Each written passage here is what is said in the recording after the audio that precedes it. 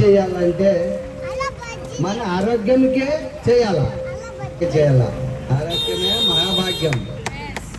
ಮನಸ್ಸಿಗೆ ಶಾಂತಿ, ನೆಮ್ಮದಿ, ಸುಖ, ಆರೋಗ್ಯ ಎಲ್ಲ ಇರುತ್ತೆ. ಜೈ ಹೋ ಪತ್ರಿಜಿ. ನಾವು ಧ್ಯಾನ ನಮ್ಮ ಆರೋಗ್ಯಕ್ಕೆ ಮಾಡಬೇಕು, ನಮಗೆ ಸಮಾಧಾನಕ್ಕೆ ಮಾಡಬೇಕು. ಧ್ಯಾನ ಮಾಡೋದ್ರಿಂದ ನಮಗೆ ಹೆಲ್ತ್ ಚೆನ್ನಾಗಿರ್ತದೆ. ಆಮೇಲೆ ಧ್ಯಾನ ಮಾಡಬೇಕು. ಧ್ಯಾನದಿಂದ ಆರೋಗ್ಯ ಸಿಗ್ತದೆ, ಸಮಾಧಾನ ಸಿಗ್ತದೆ, ಆರೋಗ್ಯ ಚೆನ್ನಾಗಿರ್ತದೆ. ಎಲ್ಲರೂ ಧ್ಯಾನ ಮಾಡ್ರಿ, ಆರೋಗ್ಯ ಚೆನ್ನಾಗಿರ್ತದೆ. ಎಲ್ಲರೂ ಧ್ಯಾನ ಮಾಡಿದ್ರೆ ಚೆನ್ನಾಗಿರ್ತದೆ. ಧ್ಯಾನ ನಮ್ಮ ಕೈಲೇ ಇದೆ. ಅದು ಯಾವ ತರ ಮಾಡ್ಬೇಕಂದ್ರೆ 2 ಚಕ್ರ ಬಲಕ್ಕೆಂಡು ಸೇರಿಸ್ಕೊಂಡು ಕಣ್ಣನ್ನು ಮುಚ್ಕೊಂಡು ಕುತ್ಕೊಂಡ್ರೆ ನಮ್ಮ ಶ್ವಾಸವನ್ನೇ ಗಮನಿಸಬೇಕು. ನಮ್ಮ ಉಸಿರನ್ನು ಗಮನಿಸಿದ್ರೆ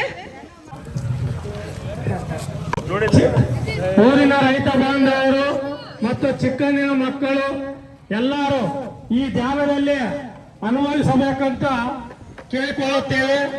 ಇದು ಅದ್ಭುತವಾದಂತ ಧ್ಯಾನ.